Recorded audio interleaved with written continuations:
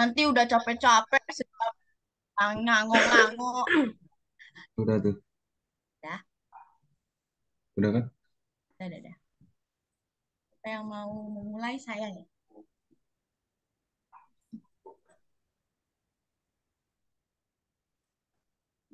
Udah aku mulai kok, udah aku mulai.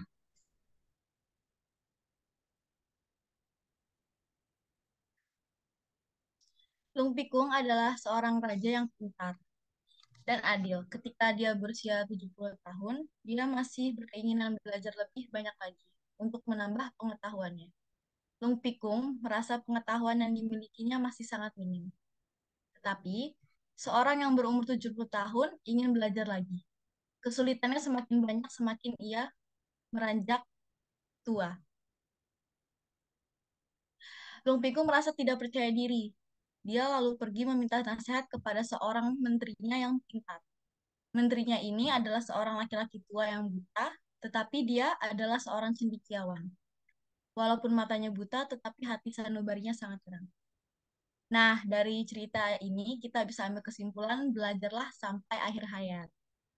Sesuai dengan materi yang akan kelompok kita bawakan, yaitu belajar sampai hayat atau lifelong learning. Sebelumnya izinkan memperkenalkan diri. Perkenalkan, nama saya Friska Asmara Sinta dengan NIM 121222013.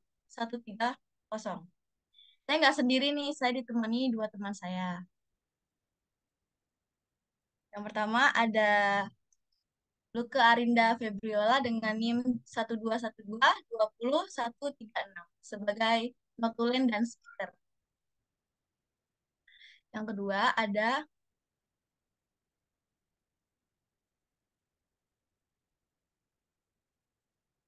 Hafiz Muhammad Gulam Akbar dengan NIM 12122200142 sebagai leader dan speaker.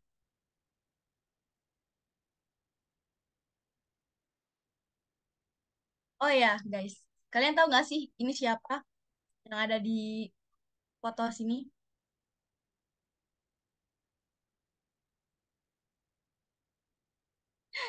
Nah, jadi dia itu adalah, ini terkenal banget, dia itu adalah Nelson Mandela. Education is the most powerful weapon which you can change the world.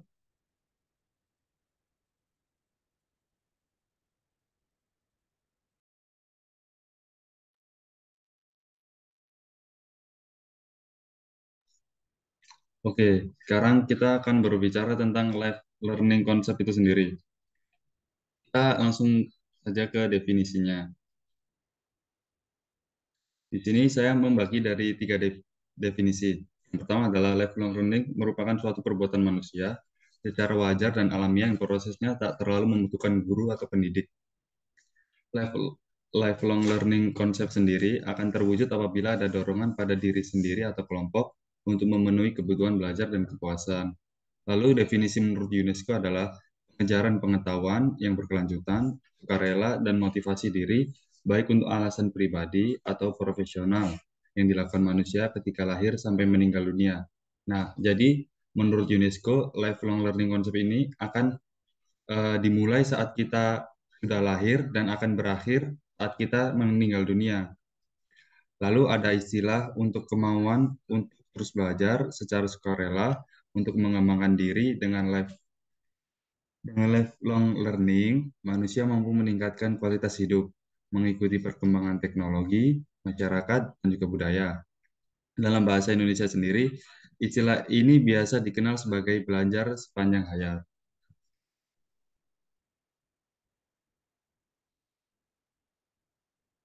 Lalu, apakah harus melalui jalur formal sih lifelong learning konsep itu sendiri? Menurut kalian gimana nih?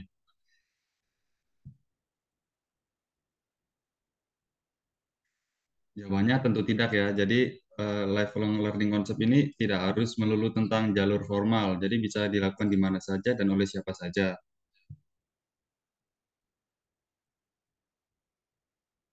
Terus bisa sih semua orang dan semua tempat bisa dijadiin tempat buat adanya lifelong learning konsep itu karena lifelong learning konsep sendiri mempunyai prinsip utama yaitu pendidikan sepanjang hayat adalah tiap tempat merupakan sekolah dan setiap orang adalah guru. Menurut konsep pendidikan sepanjang hayat, kegiatan-kegiatan pendidikan dianggap sebagai suatu keseluruhan seluruh sektor pendidikan merupakan suatu sistem yang terpadu. Konsep ini harus disesuaikan dengan kenyataan serta kebutuhan masyarakat yang bersangkutan. Suatu masyarakat yang telah maju akan memiliki kebutuhan yang berbeda dengan masyarakat yang belum maju. Jadi kebutuhan masyarakat antar di desa itu berbeda dengan kebutuhan masyarakat di kota. Contohnya saja, apabila di desa kita tidak perlu sekolah terlalu tinggi karena kebanyakan orang-orang di desa hanya eh, meneruskan pekerjaan dari ayahnya, yaitu biasa menjadi seorang petani atau seorang nelayan. Jadi mereka cukup mengampu pendidikan sampai SMA saja. Berbeda hal dengan di kota. Apabila di kota, persaingan di kota sangat ketat. Jadi tiap sumber daya manusia di kota diwajibkan atau dituntut untuk mengampu pendidikan setinggi-tingginya agar bisa bersaing dengan manusia yang lain. Nah, ini adalah salah satu salah 5 contoh dari jalur yang bisa ditempuh oleh level learning concept. Yang pertama adalah jalur informal, yang kedua ada jalur non formal, tiga profesi atau spesialisasi, lalu ada vokasi, dan juga yang terakhir ada formal.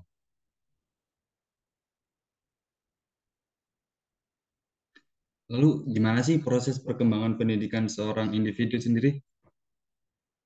Jadi tiap individu pasti mengalami proses pendidikan.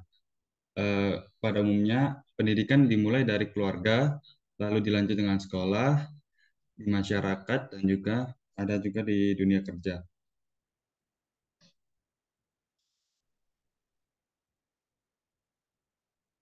Kita bahas yang pendidikan pertama dulu, yaitu pendidikan di keluarga. Keluarga merupakan lingkungan pertama dan utama bagi proses perkembangan seorang individu, sekaligus merupakan peletak dasar kepribadian anak. Pendidikan anak diperoleh terutama melalui interaksi antara orang tua dan juga anak.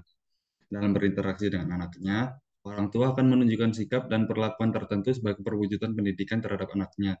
Jadi, pendidikan keluarga ini adalah pendidikan pertama kali yang orang pasti mendapatkannya. Jadi, pendidikan keluarga ini merupakan hal yang penting yang didapatkan oleh tiap anak dan merupakan hak yang harus didapatkan oleh tiap anak dari keluarganya. Lalu, yang kedua ada pendidikan di sekolah. Pendidikan di sekolah merupakan kelanjutan dalam keluarga. Sekolah merupakan lembaga tempat di mana terjadinya proses sosialisasi yang kedua setelah keluarga, sehingga mempengaruhi pribadi anak dan perkembangan sosialnya. Di sekolah, anak akan belajar apa yang ada di dalam kehidupan. Materi yang diberikan di sekolah berhubungan langsung dengan pengembangan pribadi anak, berisikan nilai moral dan juga agama, hubungan langsung dengan pengembangan sains dan teknologi, serta pengembangan kecakapan-kecakapan tertentu yang langsung dapat dirasakan dalam pengisian tenaga kerja. Jadi, setelah kita mendapatkan pendidikan di keluarga, kita pastinya akan mendapatkan pendidikan di sekolah.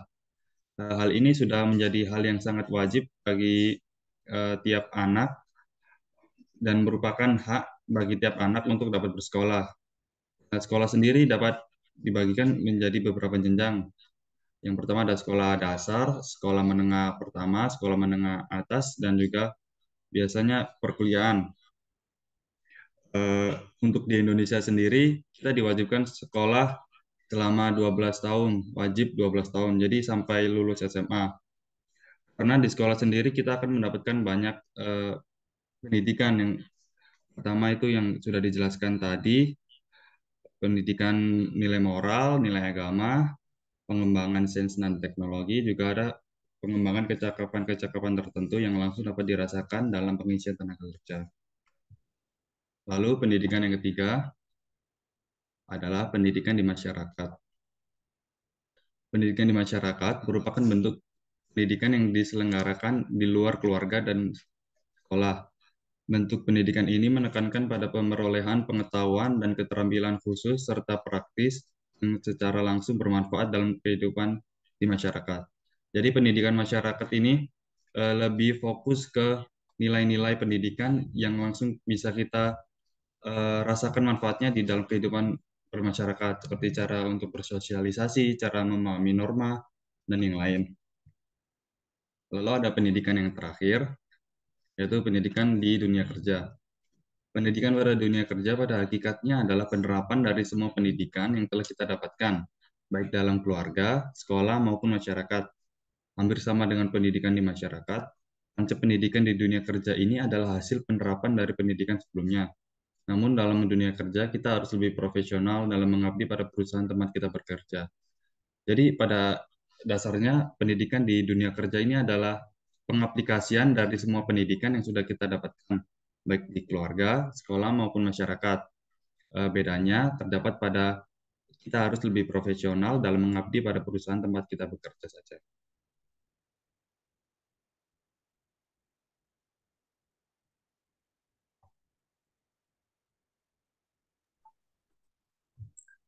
Kemudian selanjutnya ada 4 pilar pendidikan.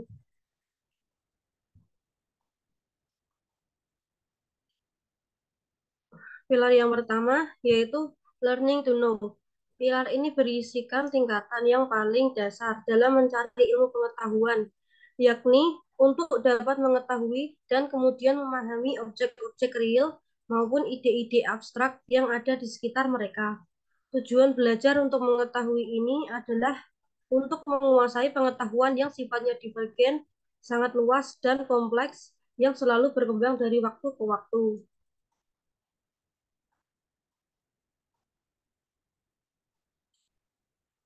Pilar yang kedua yaitu learning to do. Pilar kedua adalah learning to do, yang berarti belajar untuk melakukan sesuatu.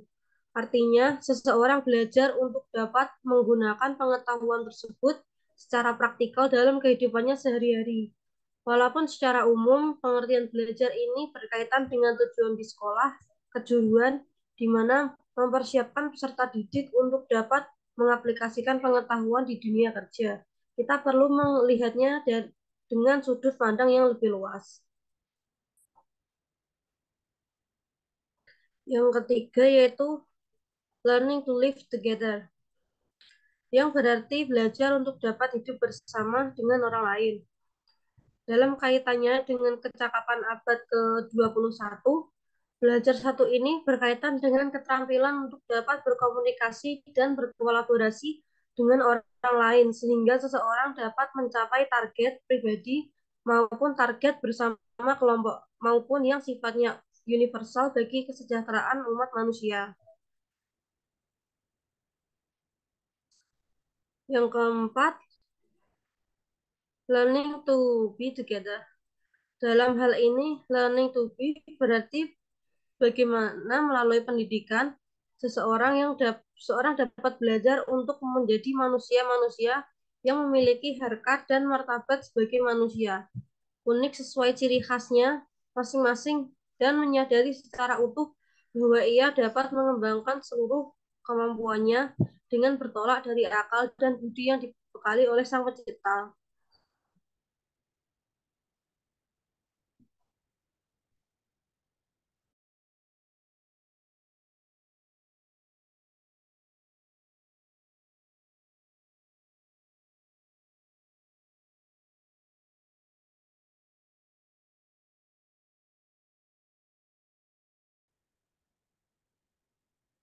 Nah, selanjutnya ada manfaat dari lifelong learning nih.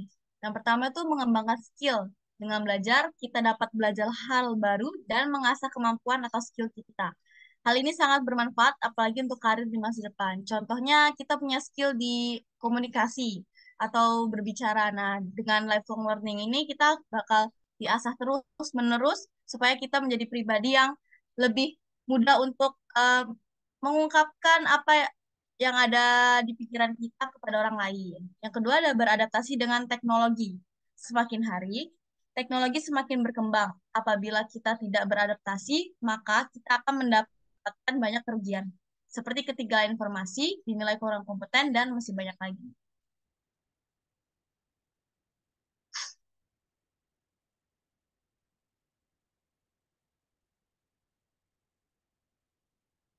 Nah, selain habis dari manfaat, ada faktor pendukungnya.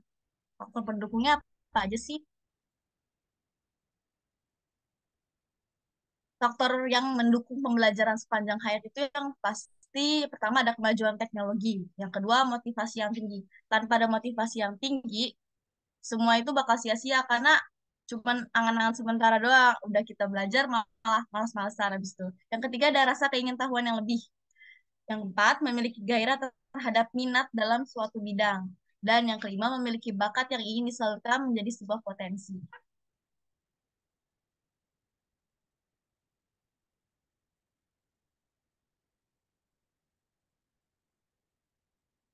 Setelah ada faktor pendukung, pasti ada faktor penghambatnya dong. Faktor penghambatnya apa aja tuh? Nah, faktor penghambat ini ada 5 juga ya. Yang pertama, tidak ada rasa keingintahuan yang lebih. Yang kedua, kurangnya motivasi. Yang ketiga, kurangnya ketersediaan sarana dan prasarana media pembelajaran.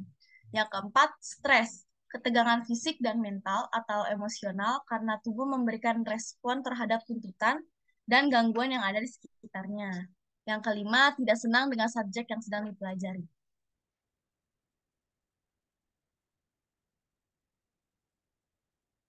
Nah, habis dari kita ngasih materi, pasti pada jenuh dong. Nah, kita ada games nih.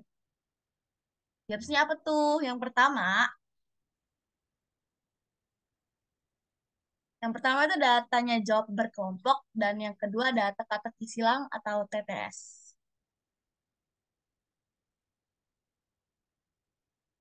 Untuk ketentuannya, saya bacakan ya. Yang pertama ada tebak-tebakan.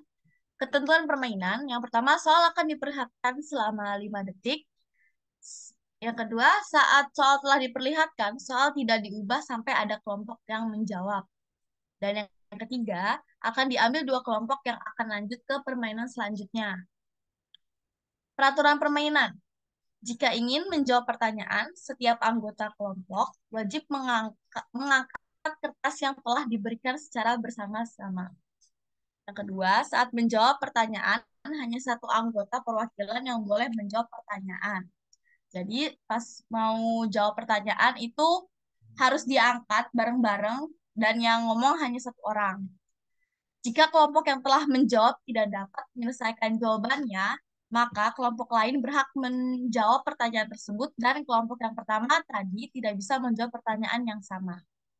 Jadi dilempar pertanyaannya. Kalian siap gak nih?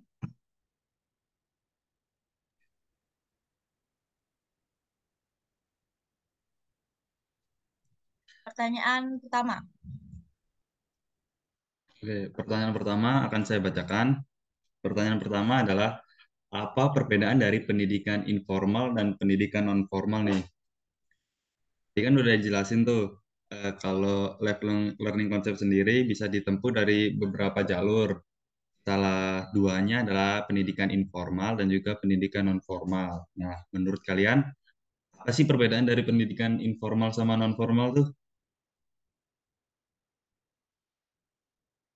Langsung ke jawabannya aja ya.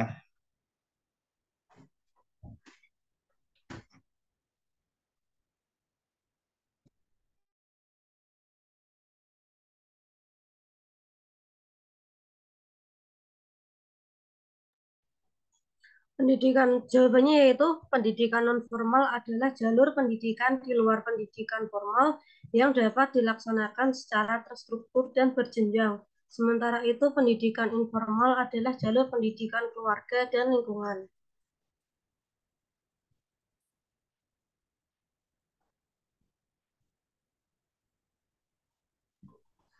Nah, kita lanjut ya ke pertanyaan yang kedua. Apa yang membedakan belajar sepanjang hayat atau lifelong learning dengan belajar pada umumnya? Tadi udah dijelasin tuh di slide-slide awal, ada perbedaannya kan. Belajar sepanjang hayat tuh prinsip utamanya apa dan apa yang membedakan belajar sepanjang hayat atau lifelong learning dengan belajar pada umumnya. Langsung ke jawabannya aja ya.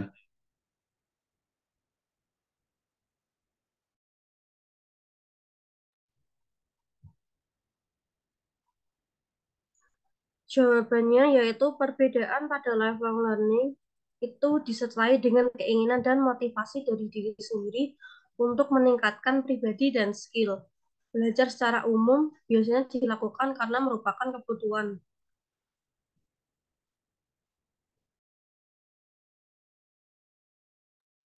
Nah, lalu ke pertanyaan ketiga. Sebutkan 7 faktor pendukung belajar sampai hayat. Tadi kan udah dijelasin, ada 5 faktor pendukung belajar sampai hayat. Eh, Kalian tinggal nambahin 2 aja nih, yang menurut kalian pas dan cocok buat jadi faktor pendukung belajar sampai hayat. Langsung aja ya ke jawabannya.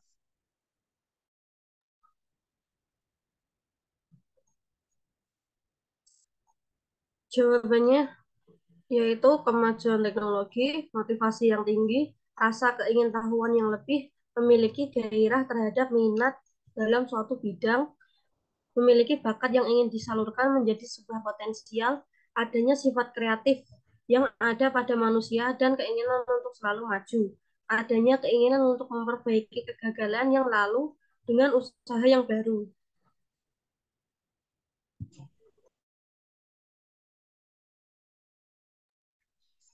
Lalu soal berikutnya, soal keempat, apa sih kita harus belajar sepanjang hayat? Kan pasti ada tujuan dan juga ada manfaat. Nah, apa sih yang mengharuskan kita untuk belajar sepanjang hayat? Langsung aja ke jawabannya ya.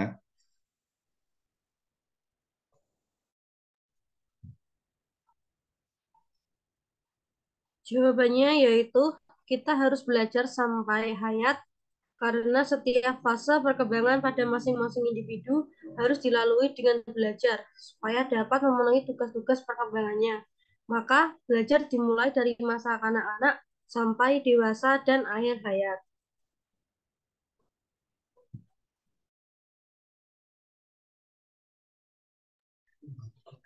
Lalu ke pertanyaan yang kelima ya.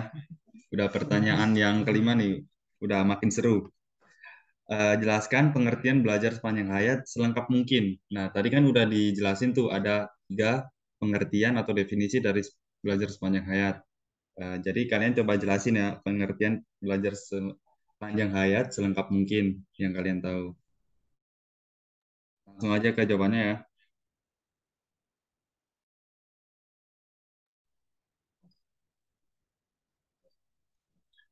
Jawabannya yaitu lifelong learning adalah suatu konsep, suatu ide. Gagasan pokok dalam konsep ini adalah bahwa belajar tidak hanya berlangsung di lembaga-lembaga pendidikan formal. Seseorang masih dapat memperoleh pengetahuan jika ia mau setelah ia selesai mengikuti pendidikan di suatu lembaga pendidikan normal.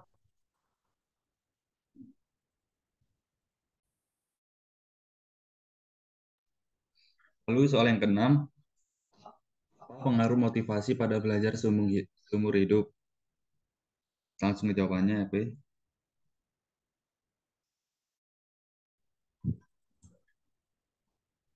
Jawabannya, semakin tinggi motivasi yang dimiliki siswa akan mendorong siswa belajar lebih giat lagi dan frekuensi belajarnya menjadi semakin meningkat sehingga hasil belajarnya pun meningkat.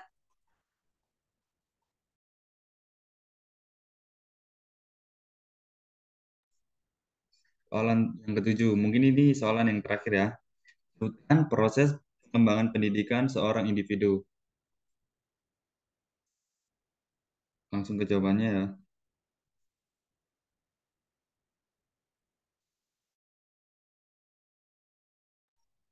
Jawabannya yaitu prosesnya adalah mulai dari keluarga ke pendidikan sekolah, ke masyarakat, kemudian ke dunia kerja.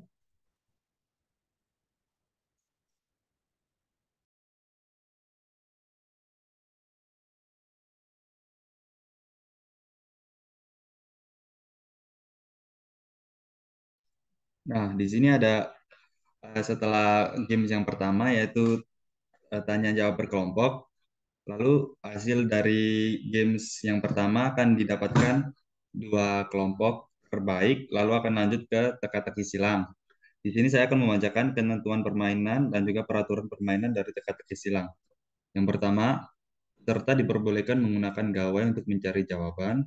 Yang kedua, diberikan waktu selama 3 menit untuk menjawab semua soal. Yang ketiga, semua jawaban teka-teki silang berupa kata atau huruf. Jadi, jawaban dari teka-teki silang ini tidak ada yang berupa eh, angka gitu ya. Semua merupakan huruf. Kalau ada angka berarti ditulis secara huruf. Misalnya 5 berarti ditulis secara huruf 5, jadi LIMA gitu. Lalu yang kedua ada peraturan permainan.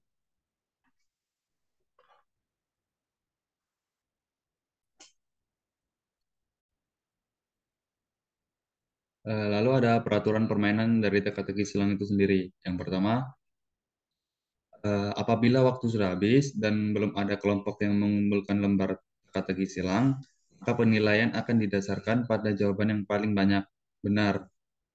Lalu, yang kedua, tiap kelompok dilarang memberikan atau menerima jawaban dari kelompok lain. Nah, jadi, dua kelompok yang udah lolos untuk teka-teki silang tidak boleh menerima dan juga tidak boleh memberikan ke sesama kelompok yang menang, atau dari kelompok yang tidak lolos ke teka-teki silang tidak boleh memberikan jawaban ke kelompok yang lolos.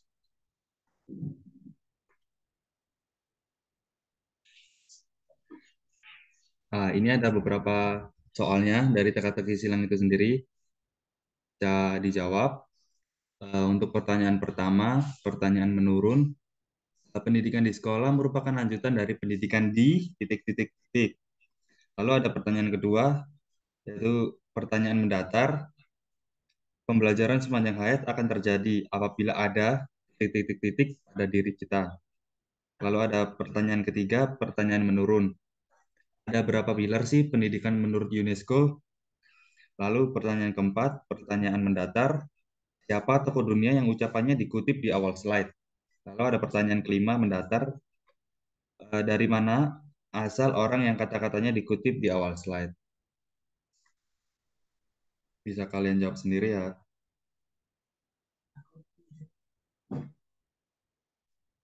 Nah, sekian presentasi dari kelompok 2, kelompok lifelong learning concept.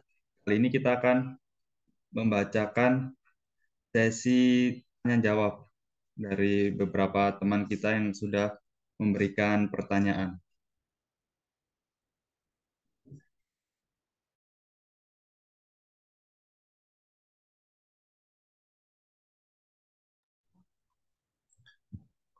Pertanyaan yang pertama datang dari Iko. Pertanyaannya yaitu, mengajari seseorang itu mudah, yang susah adalah membuat mereka mau belajar. Bagaimana cara menanamkan motivasi kepada seseorang? Luka menjawab, saya, orang itu termotivasi karena memiliki tujuan. Kemudian Ikra menyela, tujuan orang itu sama, yaitu ingin sukses. Tetapi motivasi mereka berbeda. Sinta menambahkan, mencari motivasi itu dengan mencoba. Jika gagal, maka digunakan kegagalan tersebut sebagai motivasi. Ikra menyela lagi, banyak orang yang gagal dan melihat kegagalan tersebut sebagai hal yang negatif. Akhirnya mereka kehilangan motivasi. Kemudian Sinta menambahkan lagi, motivasi itu harus mengarah ke depan, kembali ke orangnya masing-masing. Ikro menyela lagi, Anda membicarakan tentang orang-orang yang termotivasi. Bagaimana ketika mereka masih tidak termotivasi setelah melihat orang-orang yang sukses? Sinta menjawab, semuanya kembali ke orang masing-masing. Kemudian Nada menambahkan, hubungannya itu dengan diri sendiri. Lingkungan juga bisa membantu. Caranya bisa dengan memperbanyak relasi, memahami diri sendiri, sehingga akan menimbulkan pertanyaan yang memotivasi kita. Kemudian pertanyaan yang kedua datang dari L, yaitu bagaimana cara mendapatkan cara belajar yang bisa memotivasi diri sendiri. Habis menjawab, tergantung tujuan belajar. Bisa cari dengan mencari tempat yang nyaman untuk belajar. L menjawab, orang yang mencoba-coba banyak, kadang ada orang yang mencoba-coba dengan berbagai cara kemudian mendapatkan motivasi. Bagaimana caranya? Terus habis menjawab, bisa dicari dengan vokal, kinetik, dan visual. Disesuaikan dengan metode yang disukai. Kalau masih bingung, bisa dicoba satu-satu. Pokoknya harus berani mencoba. Yang ketiga, pertanyaan dari April. Bagaimana jika orang yang mengajarkan kita malah mengajarkan hal yang buruk? Senja menjawab, kita harus tahu mana yang baik dan buruk. Kita juga harus memberikan nasihat. Kita harus memberitahukan mereka bahwa yang mereka ajarkan salah agar tidak ada orang lain yang menerima pembelajaran tersebut. April menyanggah, tapi kan menurut Anda semua orang itu guru. Senja menjawab lagi, kita harus bisa belajar dari kesalahan yang dilakukan oleh guru tersebut. Ikra menambahkan, menurut saya, jika bertemu dengan orang pintar, diambil kebaikannya. Jika bertemu orang jelek, diterima kemalangannya. Pertanyaan yang keempat, yaitu dari Adib. Orang desa kurang memiliki motivasi. Apakah yang harus dilakukan untuk menghentikan mindset tersebut?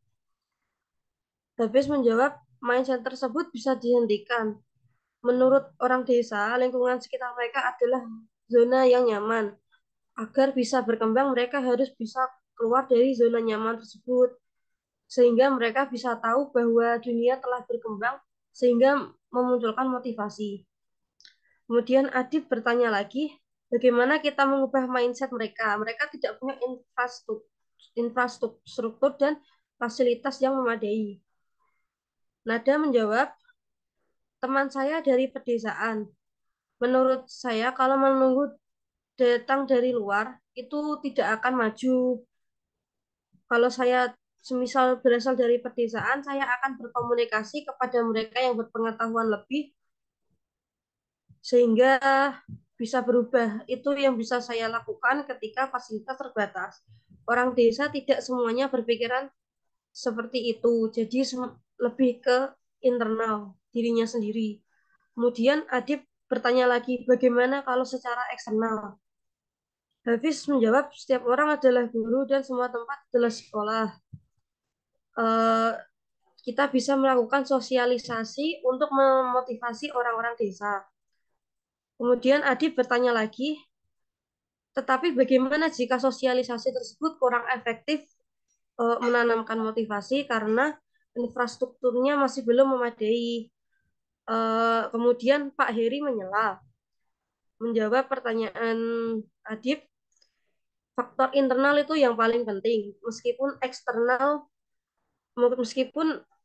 faktor eksternalnya luar biasa, kalau tidak ada faktor internal yang mendukung, maka semuanya sia-sia.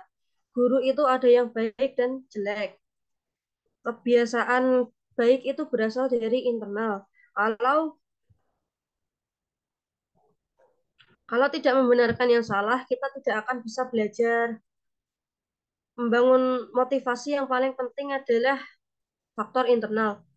Untuk Ikro dan Adib yang paling penting itu internal. Orang desa hanya belajar sampai SMA lalu kerja. Lingkungan yang sama menjebak pikiran mereka. Kalau lingkungan kita baik, maka kita akan ragu untuk bertindak negatif.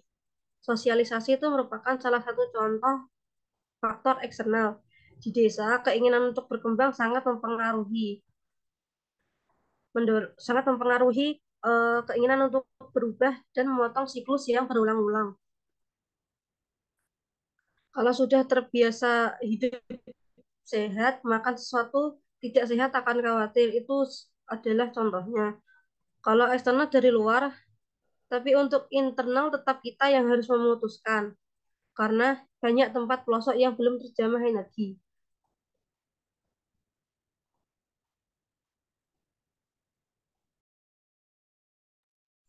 Sekian sesi tanya jawab dari kelompok kami. Kurang lebihnya mohon dimaafkan. Kami tutup. Assalamualaikum warahmatullahi wabarakatuh. Wabarakatuh. Waalaikumsalam warahmatullahi wabarakatuh.